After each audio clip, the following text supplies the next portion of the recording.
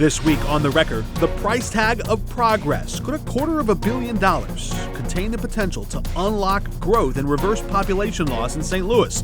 How Mayor Jones wants to spend the city's Ram settlement money. Power struggle. Governor Mike Parson versus County Executive Sam Page. Who gets to pick the next prosecutor in St. Louis County? It's all coming up right now.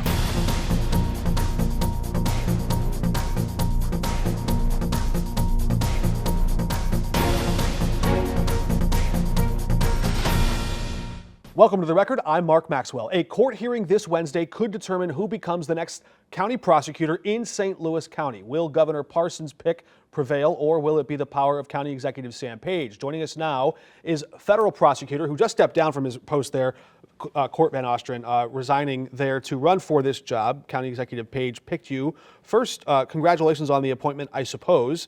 Asterisk. We'll see how this all plays out. What was the process, the vetting like to get the county executive's seal of approval?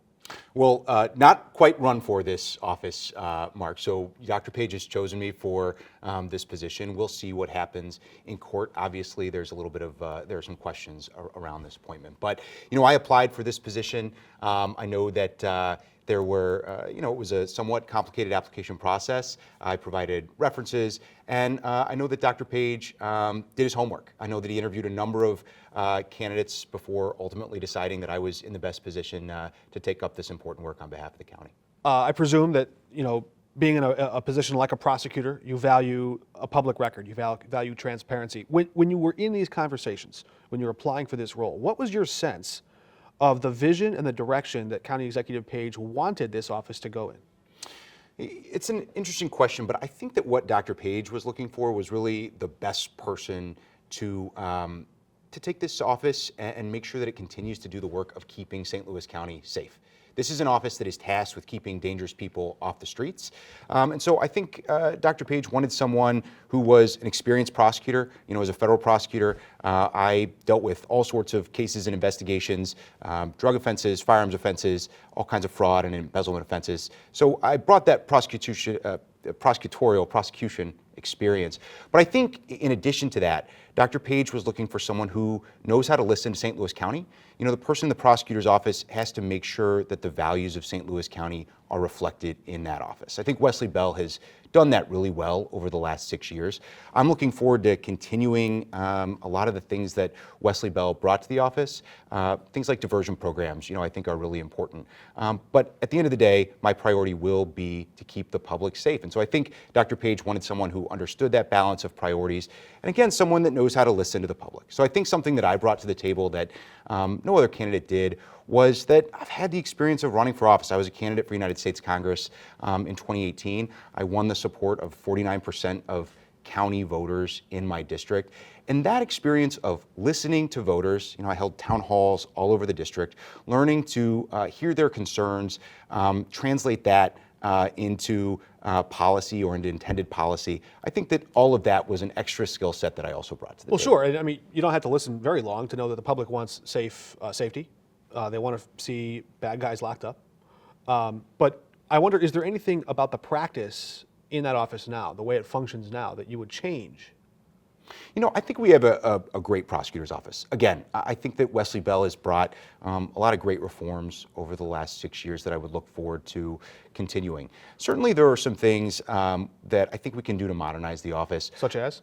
The office still is not fully paperless, so that's an example of something that a lot of modern prosecutors' offices have. Makes it much easier to pick up a file. You don't have to worry about losing files if you have a paperless office. I think that, it'll be important as the new county prosecutor to start with an audit to make sure that we know exactly where every dollar that's being spent is being spent. But by and large, on policy, I think that we are, really inheriting a great office that has really put an emphasis on things like diversion programs for low-level nonviolent offenders. I'll continue that as county prosecutor, but my first priority will always be to aggressively prosecute violent crimes, property crimes, vehicle crimes, to make sure that we're keeping St. Louis County safe. The law gives prosecutors significant discretion over which types of crimes to charge and when to ask a judge to apply bond.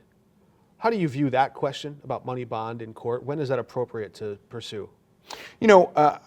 In the state system, we still have cash bond. I come from the federal system where there is no cash bond. Right. In some ways, that I think is a system that works very well. The federal system? It does work very well, but it's also a very expensive system. In the federal system, there is a well-funded pretrial services office. That isn't always available in the same way in the state system. And just for our audience, the pretrial services office is basically looking to see what the risk of this person might be, further evaluate, really dig into someone on the front end. That's right, and then they also provide sort of oversight. Now, some of those things also exist in the state system, but it's a little bit, it's sometimes privatized, it's a little bit more of a complicated Yeah, system. there's bail bondsmen, there's a lot of profit involved. That's sometimes true. Now, listen, sometimes, cash bonds are appropriate because you want some sort of assurance, some sort of guarantee that defendants will show up when they are supposed to. That's a case-by-case. Are there categorical crimes you would apply that to, or how would you apply that question of when you would pursue cash bond? I don't think it's necessarily categorical. It's really a case-by-case basis, and that's why you want professional prosecutors evaluating each and every case. But the question mark is really, does someone need to be detained pending trial? Are they a risk or a danger to the community? Are they a risk of flight or non-appearance or not? That's the calculus that has to go into each and every one of those decisions, and you want to make sure you've got professional prosecutors in place to make those decisions. I'm going to read to you a quote from a conversation I had with Melissa Smith the day she was appointed by Governor Mike Parson to the same role that you hope to have. And should you prevail and have that, she speaks to this. She goes, "If court does get this, I'm a career prosecutor. I've been dedicated to this office for almost 2 decades. If he gets this, I'm not going anywhere. I'll do everything in my power to help him. I believe somebody with experience is better in that seat." That's a quote from her. She also mentioned that you need a prosecutor in this job who's not going to start learning the ropes on day one. We need somebody who's been there. What would that learning curve be, do you think? Do you have a good sense for anytime you take a new job, doesn't matter who you are, there is some learning curve there. What would that learning curve be, do you think? Well, listen, it won't be my first day on the job. Again, as a federal prosecutor, I've prosecuted all sorts of cases, handled all sorts of investigations. Totally different statutes. Of a variety of crimes. They're federal crimes, that's true.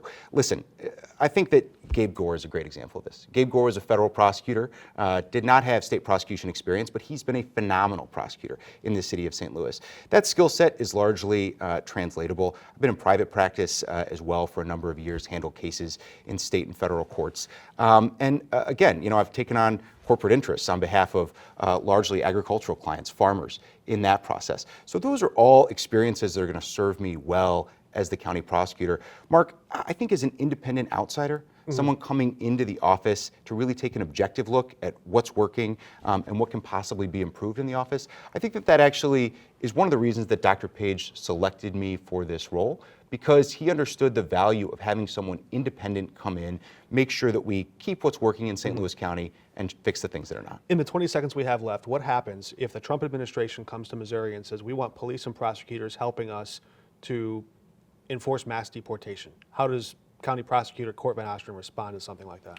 Listen, if folks are here illegally and they're breaking the law, those kinds of folks should be deported, and we'll prosecute those crimes aggressively, just as we would crimes committed by anyone else. All right, Court Van Ostrand, he has County Executive Sam Page's backing to become the next prosecutor and replace Wesley Bell in January. We hope to hear back from you after that time. We'll see how all this shakes out in the interim. Thank you for your time. Thanks, Mark. We're back in just a moment.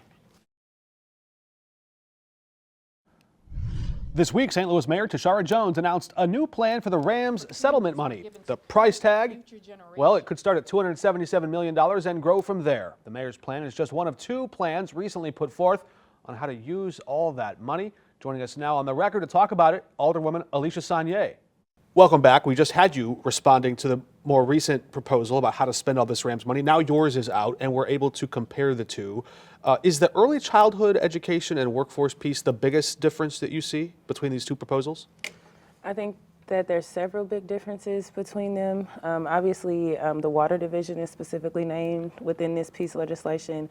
I also think a lot of the specifics as far as who would administer what funds, what type of fund it would be, are a lot more spelled out. And I also think that you can see in our housing development portion that we wanted to make sure that there was a focus both on the economic corridors within neighborhoods and on the development of housing. So I think, honestly, I think there's a lot of differences between both bills, and I think this bill just has a lot more more details and specificity.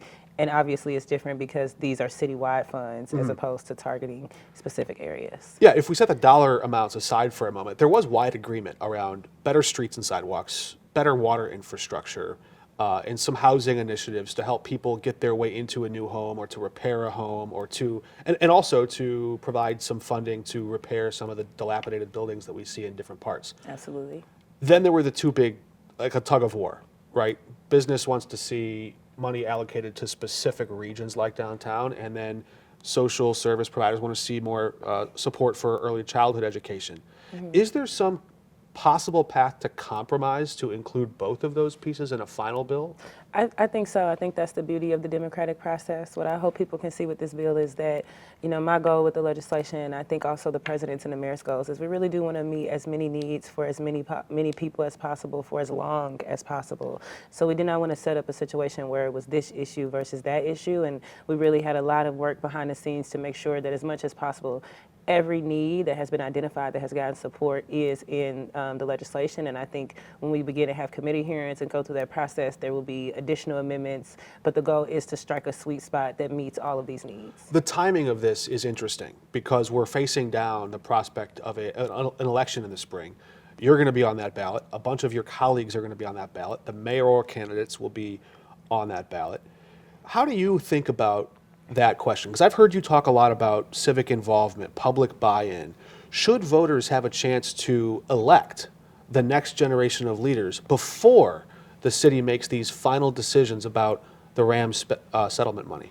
I think that we've intentionally tried to design this process in a way where city voters have been with us every step of the way. We made sure that we had paper applications within libraries. We made sure that we knocked every single area of the city so that people could get those paper applications. We created a portal and bought new software so that people could go online and put their ideas. And we know that over 16,000 residents have participated. So I think in many ways, city residents have been engaged in this process. I think the next thing that city residents probably want to know and what might be on their mind for election season is how does their elected leader think that these funds should be spent, and do they feel like the proposal funds the things that they think are priorities? And I think that the legislation meets so many needs that I think most residents will find that the things that most people really want to see are within this bill. Continues right after this. Part of the reason why this question is important is because who gets to pick who sits on these many new boards that are created? The mayor picks that. And I heard President Green say at the press conference Wednesday that she wants to see this bill and legislation passed before the election. What's the rush? I don't think it's a rush. I think that, if you hear What's the need city for the residents, I think if you hear from city residents, people feel like, why are you guys sitting on this money? Why aren't you doing anything? I know what my constituents have asked me consistently is, what is the plan? What is the proposal? And I think people have felt antsy about it sitting. On early childhood education, this is a big piece of your proposal here. There have been other recent proposals, for example, to raise the city sales tax by 0.5%, to create extra revenue to pay for things like early childhood education. Is that something you could support? I think raising taxes is really tricky in the city of St. Louis because taxes are already so high in the city of St. Louis.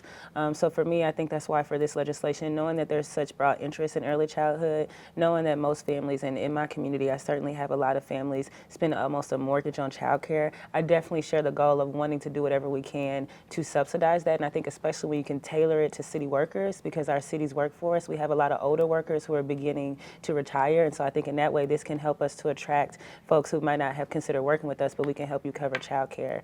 When it comes to raising taxes, I think that takes a lot of evaluation. I think that takes a lot of discussion, and I would have to hear from my community and from my residents where they are on that. But I know in general, what I've experienced with them is that they feel that their taxes are already so high that they hope for efforts like that to kind of be a last ditch effort. And so in this bill, I'm hoping to propose something that maybe can meet that child care need, and perhaps conversations about raising taxes and other things can follow more engagement in making sure we pursued every other avenue possible. So fair to say you're possibly open to it, but reluctant to raise taxes. Okay, moving on, do you think, so many of our viewers may not know that you sat on the Board of Education overseeing the public schools before you became an alderwoman and before you've been appointed to this new board on SLDC. We'll get to that in a moment. So you understand the city's public school system and some of how it works. Do you think that SLPS has the infrastructure, the workforce, the staff to expand and provide that early childhood education at a staffing level at a building level? Do they have what it takes right now to just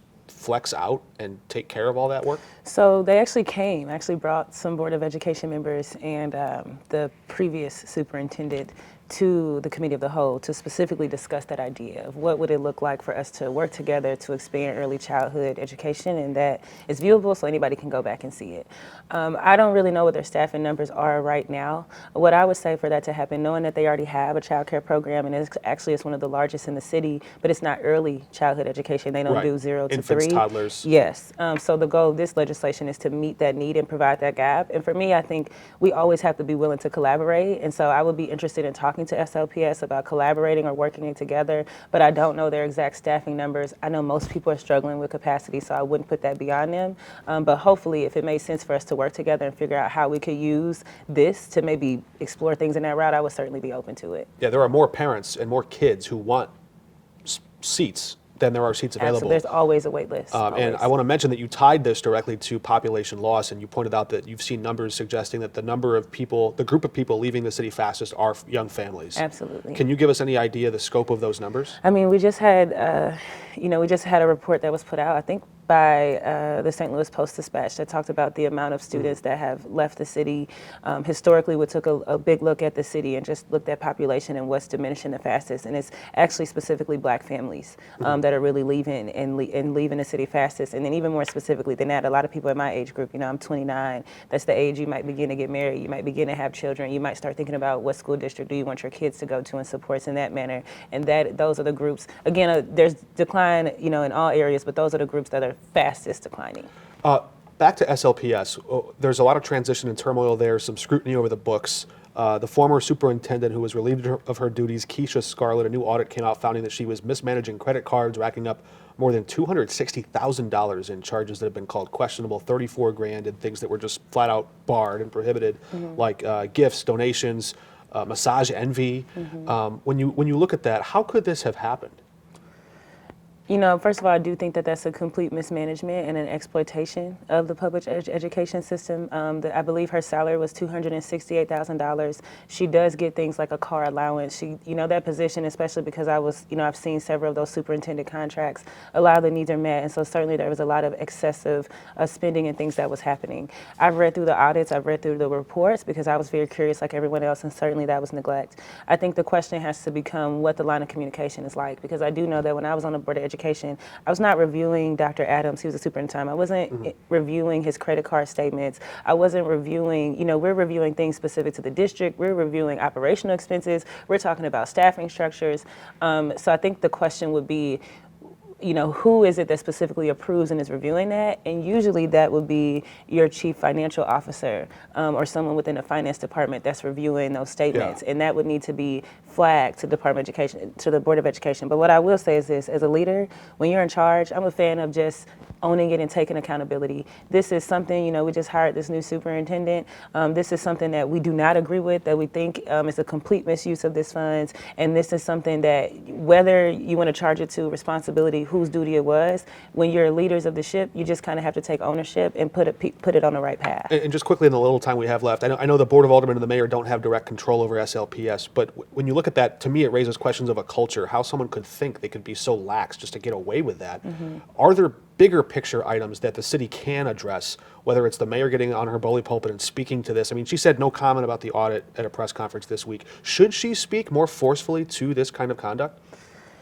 I think that the relationships between City Hall and the Board of Education are so tense, and there's been a silo for a long time. Even when I was on the Board of Education, there were separations. So even for myself, there are times that if I don't have direct power over it, I sometimes don't say anything, because to me, I want to make sure that I have relationships to have conversations and to be able to actually help. And as much as it might feel good to go on your bully pulpit, I know that they still have their own independent authority. It doesn't matter what I say. So sometimes in the best interest of the people and wanting to be able to maintain a working relationship, you might choose to instead take a more proactive, helpful approach. Pick your battles. All right, Alderwoman Alicia Sanya, thanks for joining us. We're back in a moment.